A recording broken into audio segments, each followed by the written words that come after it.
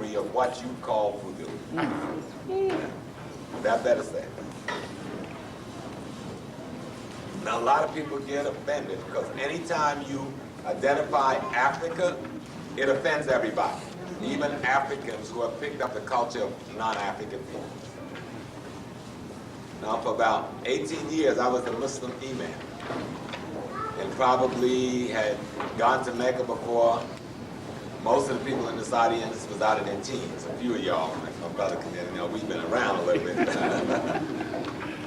I grew up in a Baptist tradition in South Carolina where that was the way of life for everybody. And I live in a world in North America where we've got all these religions. There's nobody that participates in religion more than the African American. And there's nobody whose situation is worse than ours. So there's something wrong with your old-time religion. And if we're going to understand what's wrong, we need to kind of like get right to the point. Because Malcolm said, the secret to life is to have no fear. And I like to come to Philly. Philly has good reputations and it's got notorious reputations, especially when my beloved Malcolm is concerned. I am Malcolm's disciple. People need to understand that I'm the man's man. I'm his man. And when he can't speak no more, I can still speak. Philly is also a great place because this is where my home people came. When you left South Carolina, Philly is where you went. I don't know how we ended up in New York. Most of my family is down here in Philly. My mother and her kids, I think we're the only ones in New York of our whole family. Everybody's either here or in Jacksonville, Florida. And we up there in this strange place. And it's hard, because when you're an African American, no offense to my brothers and sisters Africans from other parts of the hemisphere, and you live in New York, the African American cultural nuances kind of get lost in the sauce. And when I come to a place like Philly or Detroit or Chicago and I hear our ethnic music, it sounds strange to me. Or when I hear people speaking our Ubonics, it sounds strange because that's not what I'm used to in New York. And since my wife is also from another African community, she's from the Caribbean, so when I'm with most of my family, I'm not used to the African American flavor that I grew up on that plantation with in South Carolina. So it takes a little rhythm adjustment when I come down to Philly. But we want to talk about the African origins and roots of Judaism, Christianity, and Islam and get real serious about it. Because everybody, including other brothers and sisters who adopt other religions, tell Africans, you cannot be. The white people said to us when we came here, you can't speak your language, you can't practice your religion, you can't play the beautiful rhythms on the drums that Baba was playing, Baba. You can't talk about the love of your God. You can't do nothing except be white and black. And they're still saying that. And then the black people who were forced to have to do that, like all of us were, now tell those of us who find some crack in the seam and want to see the light of Africa, you can only be white and black. Today, strangely, when I was getting ready to come because I had to speak to another congregation, a Baptist church, by the way. I had a good time. Matter of fact, I almost got to preaching. And I found myself, as I went to my ancestral shrine, I started singing my grandmother's song. Now, I can't sing. My throat is all messed up from all this talking all these years. I can't hold a note from here to the end of the stage. But I was singing, my eyes was on the sparrow. That was Mama's thing. Right? She loved that. And then I suddenly realized she was being with me. She was being with me as I stood in front of the ancestral shrine. By the way, everybody in here should have an ancestral shrine in your house. That's right. And learn how to take care of it. That's right. But guess what? Most of you do have it, but you want to pretend you don't. You call it a mantle with pictures on it. Or you call it a dresser with pictures and photos on it. Or you call it a table with photos on it, but you put all the dead people, look at how you got them arranged. They're all together in one place. So since we're going to do it anyhow, let's do it honestly. All right. Take care of your ancestral shrine. You know, don't you go to the religions. If you're a Christian, you go to church. You pay deference to what has been given to you as a European ancestor called Jesus, or you pay deference to what has been given to you as a European ancestor called Moses. If you're Muslim, you pay deference to a European ancestor called Muhammad. So there's nothing wrong with paying deference to ancestors. We do it all the time without saying it. If you're a Hebrew Israelite, you pay deference to Abraham. Are you not paying deference to ancestry? You call them prophets, you call them spiritual leaders, you call them messiahs, whatever, but they're dead, and you're still calling on their names. You're still paying deference to ancestors that you can't clearly identify as your own, even though all that I just mentioned is your own. But we never think of Prophet Muhammad as an African. We think of him as an Arab. We never think of Jesus as an African. Maybe you do, because y'all are different. Yeah, you know what I'm saying? But normally, as a people, we don't think of Jesus as an African, nor do we think of Moses as an African. And if you're a good Christian, you got a real conflict, because Moses is in conflict with Egypt, and Egypt is Africa. Imagine Africans running north to get away from Africa. But that's what would be happening if we down with Moses than against the Egyptians. Because they're in the south, they're the black folk. So whoever's running north either is a brother with a problem, or he ain't a brother at all. But how are we going to reckon with all of this business? So many of our people are Muslims, or Christians, or Hebrew Israelites. How are we going to deal with this without hurting and offending? How are we going to be able to deal with this and keep unity or bring unity? Because we don't have unity now. We're pretending on unity, but we don't have the unity. We spent last year $500 billion. There's only 4 or 5 nations in the world, 5 to 6, that got that much money, and yet we're still poor. How can you have $500 billion and your people be poor, except that you're disunited and disorganized? And how can we be disorganized when we are part of all of the great unifying religions of the world?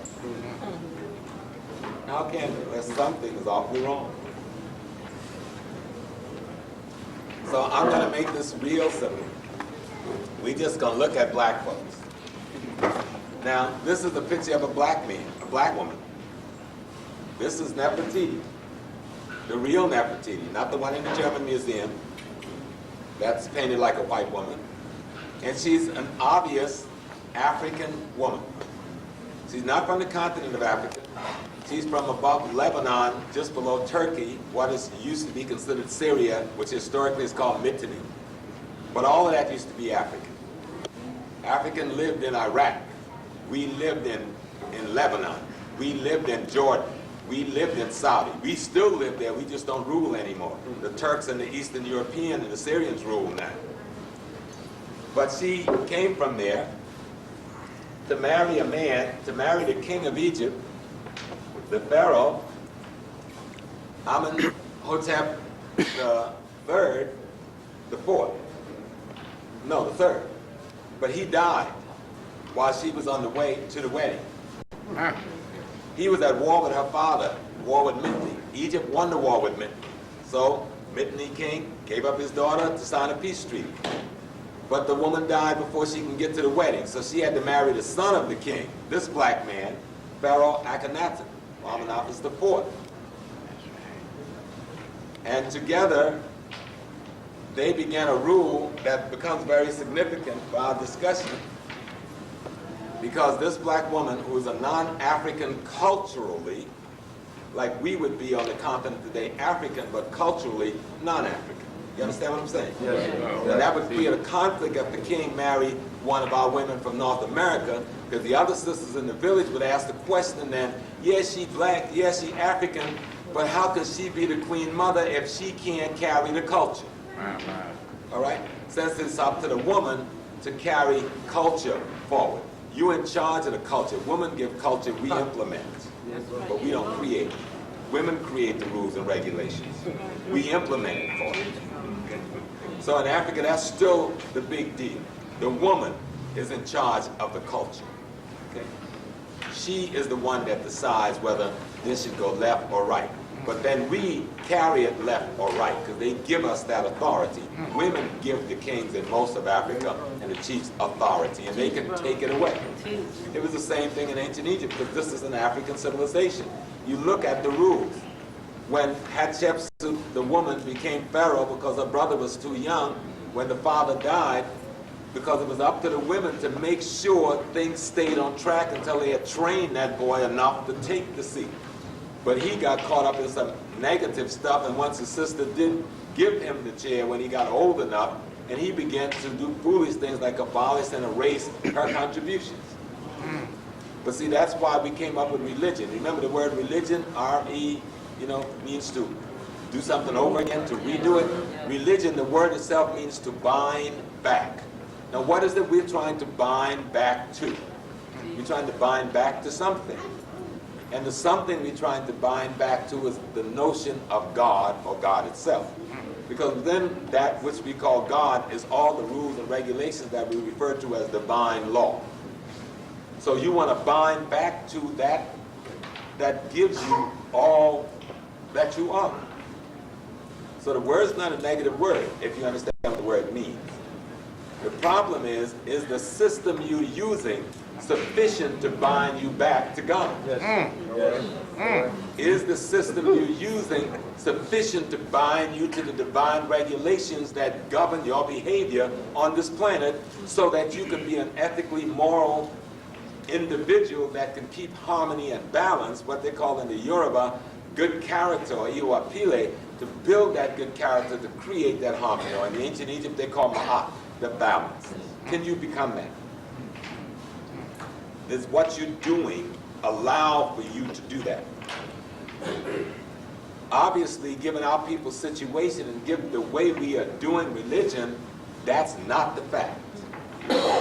It's not the fact here, and it's not the fact on the continent of Africa, which is dominated by Judaism, Christianity, and Islam. Africa's in a pathetic, sorry state. It is in a self-genocidal process. And is still praying to religions that's not the religions of their mother and their father. They're praying to the innovations on the way of life of their mother and father. Now, when are we going to get enough respect to respect our mother and father? Stop pretending, Socratically talking about how African we are, but we reject the very psyche, the very consciousness of the African we claim to be. How can we deal with this question? And when are we going to deal with this question? Because if I become something, I must be that something both inside and outside. I used to make a joke with the Muslim brothers and sisters when I was in the mosque, because I hate to be publicly the minister. Because after Malcolm was assassinated, Brother Minister James Shabazz became the minister for a few months. And then he left the country, and then I became the minister. But I was only 21. So I had to figure, how am I going to stay alive, because we at war. So I was the minister, the imam, but that wasn't an imam. You came to my mosque, I was washing dishes, mopping the floor, doing everything but imam. You know what I'm saying? I let somebody else get up there who wanted to speak publicly, and we just decided what was going to be said and what was going to say. And for 18 years, nobody even knew who the imam of Muslim Mosque was. They didn't even know Muslim Mosque existed when I oversaw 17 mosques in America. And nobody in this room even knew, except my close friends, that I was the imam that succeeded Malcolm.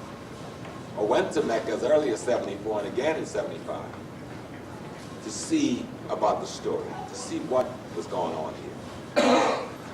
What I find as going home after so many trips to the continent is that we have an African man and woman without an African mind or spiritual center running the continent of Africa into the ground. What is wrong with the African American? We have an African in America without an African mind or spiritual center running the race in the ground. It's true for the Caribbean, Central South America, Asia, and Europe, wherever we are. The one missing ingredient in the African is he lacks the culture, the language, and the behavioral construction of his mother and father. If you look at any successful group in this country or in the world, the Chinese, the Japanese, the so-called Jews, what you will find is that they have culture and continuity of culture coupled with language and religion in common. And nobody can beat that. You can't beat it no matter how much land you own or how much money you got. Because nobody's rich as Africa. All the gold and diamond and platinum and tungsten and cobalt on the continent, we can't run a trolley truck to the gold mine. Some little rinky-dink northern imps who have practiced genocide for hundreds of years got us so stupid that they could confess to Stephen Biko's murder, and we're going to sit down like that backwoods Bishop Tutu talking about granting amnesty, while the Jews are still tracking down anybody who smelled like a Nazi.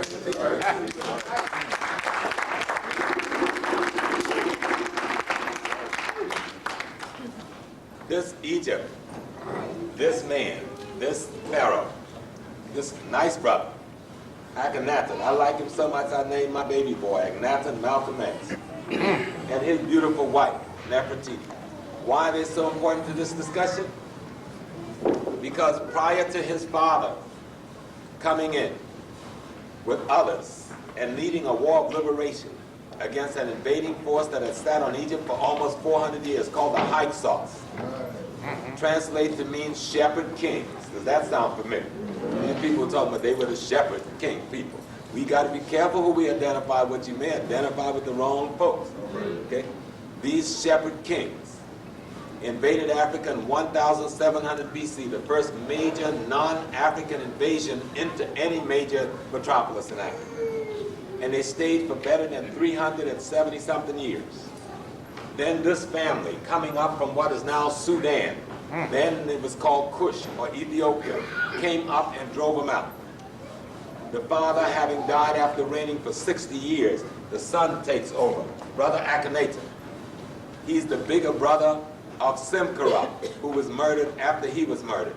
And him and Simkara are the older brothers of one you call King Tut, who was murdered after they were murdered. Keep that in mind, because even though they won the war, the murderers took control. Who were those people they fought against? Important to understand, because this is your history. This isn't Egyptian history. This is your history. Okay? They fought against some people who had invaded your land. They were white when they invaded your land. But after raping the first generation of African women and then getting absorbed through cultural marriages in the next generation, after 400 years, they became black just like you.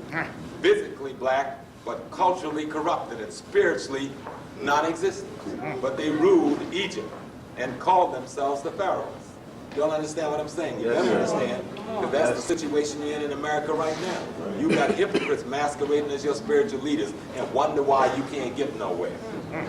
And this is what was going on in Africa. The Hyksos, they are soldiers. They win the war, so they rape our women. So that first generation is the generation of rape. I'm talking now northern Egypt, Palestine, Jordan. These are the areas they've conquered. But for the next 300 years, the synthesis occurred because the war is over, they're in charge. So that means the people who are the priests are the people who go along with their program. The people who run the temples are the people who go along with their program. The educators are the people going along with their program. And then these folks come from the south and say, you got to leave Dodge. Time for you to go. We back. But they're not going to go anywhere. What they're going to do is give up power, but they're black now. They look just like you. They're innovating on your culture, so they stay right there and resist your takeover. So this man couldn't even put the capital back in Thebes. He had to build a brand new city called Tel El Amarna.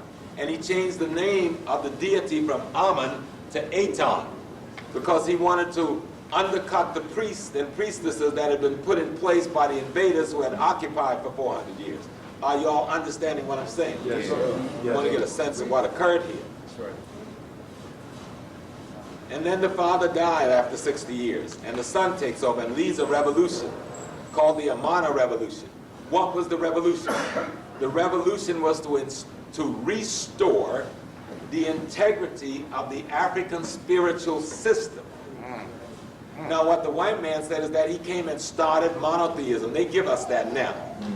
They said he started a form of monotheism. But Africans were practicing what they confusingly call monotheism from the beginning of time. all right, for millions of years. But what he did, he came in, he wanted to restore the African spiritual integrity, which involved a central focus on the Creator, as well as a plural focus on the Creator's expression into your environment, which we call Arisha, which some of you call the 99 names of God, but won't deal with what you're saying. If Allah only got one name, then what is the 99 doing? If Christ is the man, then what do you need 12 disciples for? You know? If Israel is the appointed one, then what are the 12 tribes about? Those were 12 deity, 12 quality and attributes of God that they understood. They worked in magic with the rule over others. That's right. Well, what's wrong with us having a couple of hundred like the voodoo people? They got 200 plus. So all it means is that they have a greater understanding of God's knowledge and how it expresses itself in this ecology than some other group. If you think I'm playing with that, look up the words that make up the 99 names, and look up the word that makes up the 12 tribes, and look up the word that makes up the 12 disciples. Take it back to the Hebrew or Greek or Latin root, and you see you're dealing with quality and attributes that anybody can possess. And everybody should possess. If you're going to be a whole person that say you follow the particular spiritual leader you claim to follow. Are y'all with me? Y'all Yes. So now this blood comes aboard, and he realized these folks who Daddy and them has overthrown, who didn't leave town, they're still staying there undermining. And he leads this revolution anyway, because he changed the capital, he built a new city. That will become the prototype of what people will later build and call Jerusalem after it falls. That's Tel El Amarna, or the city of Akhenaten. That's where the temple is built long before Solomon puts up to build a temple. So we've got this happening now there's other Africans doing other things, but this is the major metropolis. This is the largest population of Africans in the world. You got a river stretching for 4,000 miles, and most of that 4,000 miles is fertile. And in that fertile river valley, you got black folks hanging out and planting and raising animals and living fat off the land. So you've got one of the largest collection of human beings living in what would become the early urban setting, where they're storing foods and they're beginning to develop crafts and dividing labor taking place. And so it's important when you begin to understand that why Egypt looms to be so central, because so many other things begin to come out of Egypt, because Africans from all over Africa converge and settle in that place. Just like we come to Philly from all over the South and to New York from all over the world and so forth, because there's something happening there. Then those people synthesize and produce a lot of other things that is useful to humanity. Of course, you produce garbage too, but it's not useful to humanity. But this man, having restored, at least for some short period of time, the integrity of our tradition, which he refers to as Aton, and he shows the sun as the symbol of God. Now, no one would ever get angry with the Christians. They got a cross and a man hanging out on it, you know, and that's their symbol of their religion, and it's cool, but nobody say you worship the cross. And the Muslims got a star and a crescent, but nobody say you worship the moon and the star. And the Hebrew Israelites got a star, and no one say you worship the star. So why, when we use the sun, automatically we had to be worshiping the sun, because we didn't have the intelligence to use a symbol, yet the most symbolically used language in the world is the language of Medunetta, which is called hieroglyph. It is the greatest notion of how symbols could be used to transfer concepts, ideas, and principles to teach you how to behave in relationship to the rest of nature. But when it got to the sun, we didn't know what we were doing. But what I'm trying to say is that they know exactly what they were doing. But the house was already corrupted. So this corrupted force was led by a man called Horemheb, who became a general. He was a descendant of those Hyksos who had ruled before the Amenhotep's family came in. Horemheb. And he succeeded in assassinating 3 brothers and taking over and making himself the pharaoh. For a while, he was content to be behind the throne using King Tut. But we know from his body and his mummy that he was killed at about 18 or 19 years old, and there's a big hole in his head that somebody knocked in there. He didn't get it accidentally. So now Horemheb takes over burns down Akhenaten city and move everything back up to Thebes, where they control. And this goes on until a young blood, about 70, 80 years later, who was an obvious follower of the devotees of this brother's cultural renaissance and revolution. This young blood had an African name. The only place in the world you find this name is in Africa, Musa. You even found pharaohs named the Tati Musa, Tati Moses. This Moses, who had an African name, who was born in Africa, reared in the house of the pharaoh, now comes back and leads a civil war against this Horemheb. Of course, the others like to say it's Ramses, because the Ramses follows Horemheb to the throne. But if they take the time period that Ramses is in, I don't want to really go into those historical details, it wouldn't fit right. You see? But at any rate, we get Moses coming back and now fighting a war. Who does Moses have fighting with him? Obviously the people who supported Akhenaten, who has been murdered, who supported King Tut, who supported his brother Semkara, all having been murdered in less than a 20-year period of time. What happens to their followers? That was nearly a whole nation. And I contend that these are the people who are the ones you refer to as the Hebrew Israelite that exodus out of Africa. Exodus out of that part of Africa, because what we call Palestine, Israel, is Africa. Lebanon is Africa. Jordan is Africa. Saudi Arabia is Africa. And it just stopped being Africa when in the 17th century when the so-called Jews and German scholars decided to make it out of Africa. Any kind of geological study will show you today it's still in Africa. So they create some fictitious thing called the Middle East, the middle of which East? That's right. And then you got Europe right above Africa, but that's the West. And if the Europe is West, then Africa's West. So people play little games with your head, you fall for the games because it's comfortable to fall for the games because they make you uncomfortable when you do like me and some others, and we don't fall for the game. Right. Now I'm bringing this because this becomes very important, because when you go to West Africa, and I was trying to teach this lesson today. When I first went to West Africa, I went very bitter and very angry because I felt that I was sold into slavery by my folks over there, and I want to know why y'all sold me into slavery. Who do you know what you think you are? Blam, blam, blam, blam. But when I stepped into the continent and saw the condition of my people as a result of slavery, they got a worse end of the stick than we got. You ain't seen nobody hurt by slavery until you sojourn in Africa. Those folks ain't recovered yet. They look like it just happened yesterday. You go to some village along the shore, they still won't go in the water because their people was taken. They don't even know how to psychologically deal with swimming in the water, because that's sacred now because we came into that water. But they haven't been able to organize themselves because after slavery and colonialism, it's a heavy thing. It's a heavy thing. But it gets deeper than that. If you go, like I spent a lot of time in Ghana, so I can speak very well for the Ghanaian people. And I can speak very well for those that I'm a part of, because I have gone down to the priesthood in the Akan tradition. And I do stand before the shrine of Tigray as well as I stand before the shrine of Oya in the Yoruba tradition.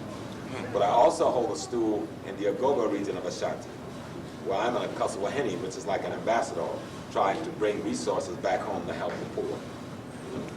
And what you learn is some things. Like if you take the people that live in the Accra Plains, since I think I'm a historian or trying to be one, I always go there searching, digging, and asking questions and things.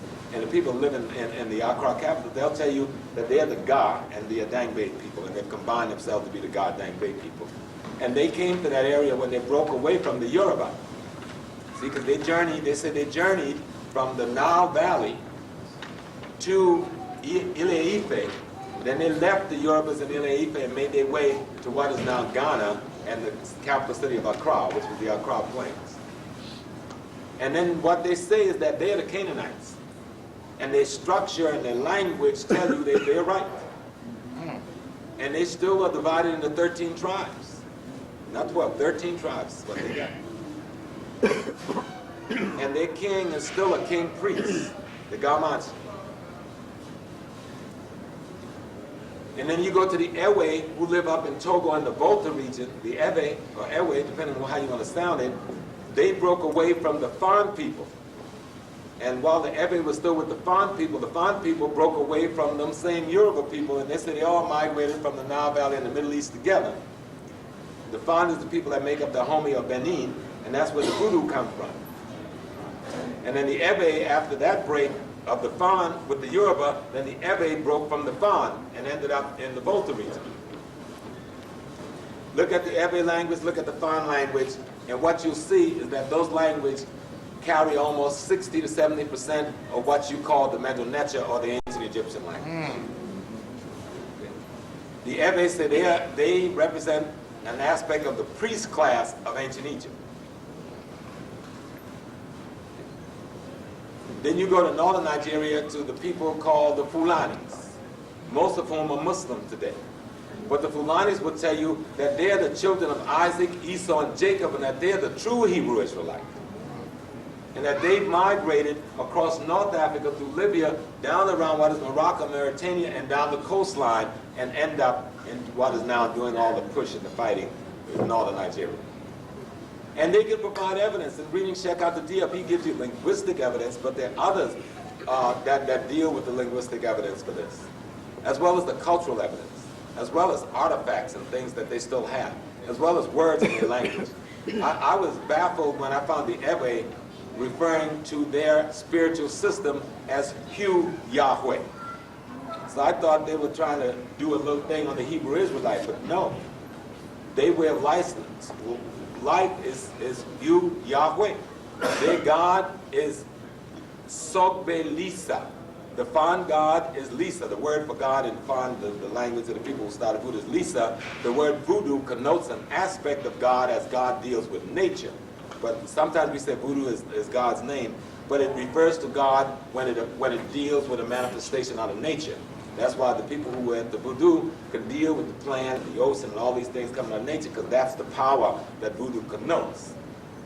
But our language system is deep, because the language system, the cultural system, and the spiritual system all works together. You can't separate them.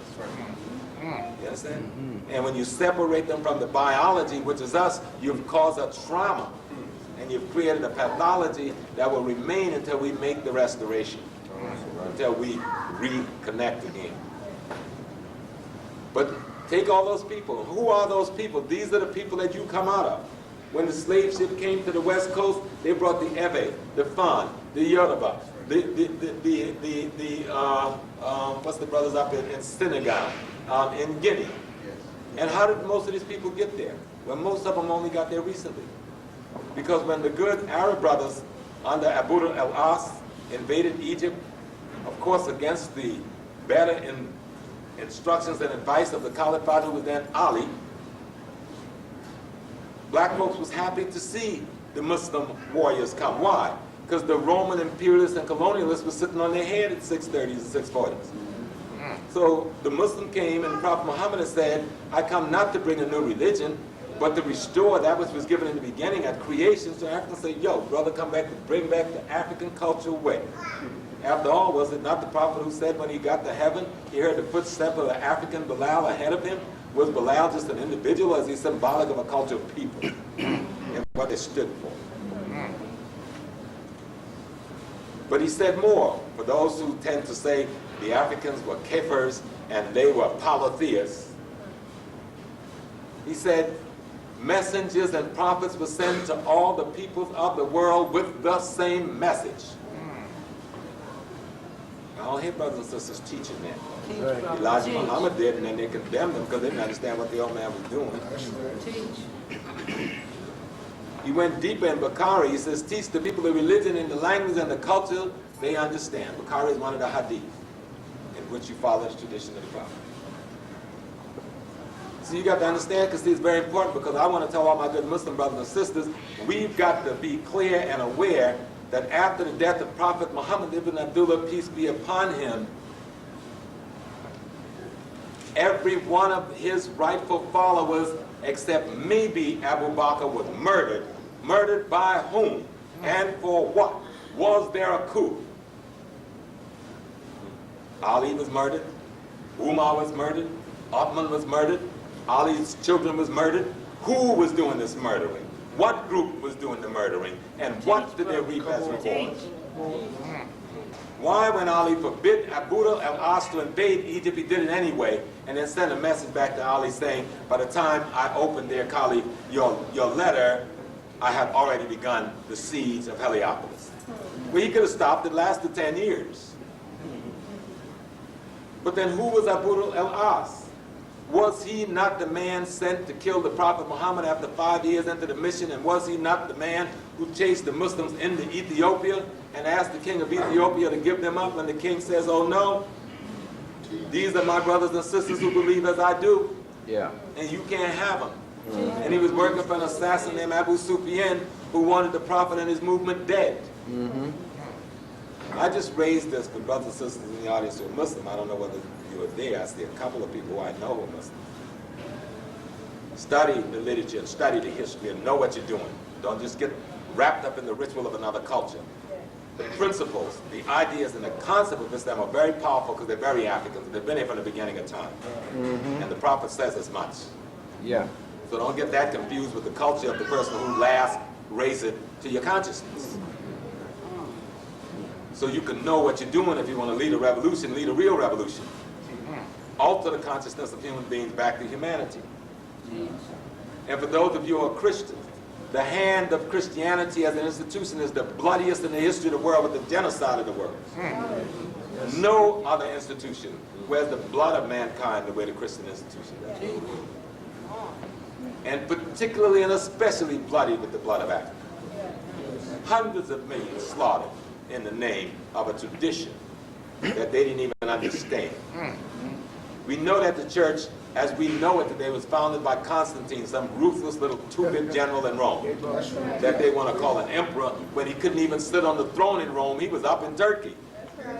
He couldn't even go and visit Rome. Somebody else had that throne. And there was another Roman throne off in England. They had 3 thrones at the same time. But his mother, who had converted to the religion or the tradition of a young man, Joshua ben Fadira, who we call Jesus the Christ, his mother said, look, if you want to get this thing together, you better get this organizational construct and hook up with it. His mother thought he would convert her little barbarian, but instead he took and messed up the whole thing. That's right. Called a conference at Nicaea in 325 AD, killed half of the African bishops that opposed him, and sent the rest into exile. One that stood up against him, his brother named Arius, was assassinated on the step of the church in Alexandria a few years after he went back to Egypt and refused.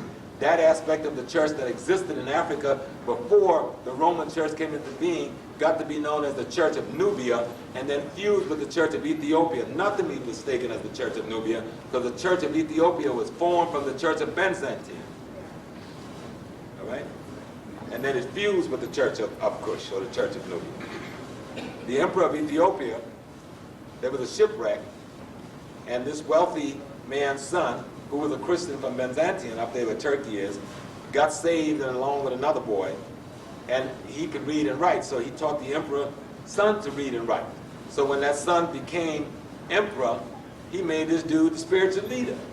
So this dude kept bringing the head of the church from Byzantium. They had to appoint the bishop over the Church of Ethiopia. Now, there was no Ethiopian bishop.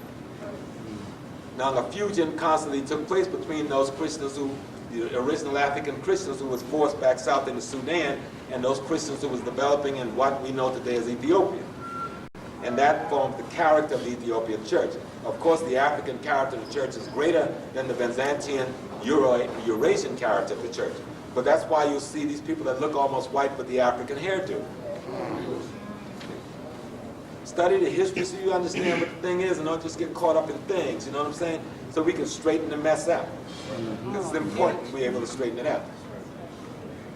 Now, when we understand that we started all of this, and for good cause, Christianity occurs when? The same way Judaism occurs, under duress and occupation by a foreign power. We had to innovate on our own tradition in order to carry on revolutionary struggle and resistance for survival's sake. Christianity develops under the same conditions because the Middle East is under the occupation, the colonial and imperial occupation of the Roman army. Those young men and women who resisted this occupation are the people who brought you Christianity. It started out as a revolutionary document doctrine for the liberation of people, Yeah. soul and body. And it's right in the book. If you just read it, it tells you a lot. Palm Sunday. Y'all be running around with your little brush in your hand. It ain't got a damn thing to do with the palm leaf. The palm leaf was symbolic of what we call the red carpet. When Christ decided he was going to use the symbol of his ancestors, and the ancestors said that when the Savior, when the Messiah comes, the liberator, because the word Messiah means liberator, people, when the liberator comes, he will go to a particular village, there'll be a particular ass or donkey there, and you send somebody to get this and bring them to you, and you will ride them in. When they would call him Hosanna, they were hailing the king having a ride. Because the parable said when the king comes to liberate the Israelite people, this is how they would appear. The throwing the palm leaf down was like throwing a red carpet so the king's foot didn't have to touch the ground. They still do that stuff in Africa today. They don't let the king or queen mother walk on no ground, even if you got to lay your robe down there. That's just the deference and respect. Yes, it's true. But what did they do when they roll into town on Palm Sunday? Study history better. Palm Sunday is the birthday of Herod. Now what's deep about that? Because Herod was up in Bethlehem, boogieing with the other dude, the Roman boy. So Jesus then thought this is the opportune moment to overthrow and take back our holy city, Jerusalem. And Palm Sunday that you play with was an attempt at a coup d'etat in Jerusalem that failed. And Jesus and Mary Magdalene's son, Barabbas, got busted. And Jesus and Judas arranged to have Jesus surrender and let his son go free because Jesus was the master and he knew how to get out of that. But y'all ain't never thought of that. Isn't the word bar, Rabbis, isn't that Hebrew bar, son of Rabbi, from the root word Rabbi, which is Lord, son of the Lord? I wish Mary would come and anoint my feet with oil. I mean, if you're actually studying the very rules that make the rest of the universe work. Because one contradiction, a little yarn here and there, because he's a Christian and trying to hold through this thing. But he gets the study the commentary and translate the words, and you see that it is the chapter 2 Osiris. And then begin to study and break down what Osiris is. It's right there in the book. And I began to pay more attention to what was going on in Africa. And then I remember after a while, you know, I dance like the origin of Judaism, Christianity, and Islam. Nobody makes no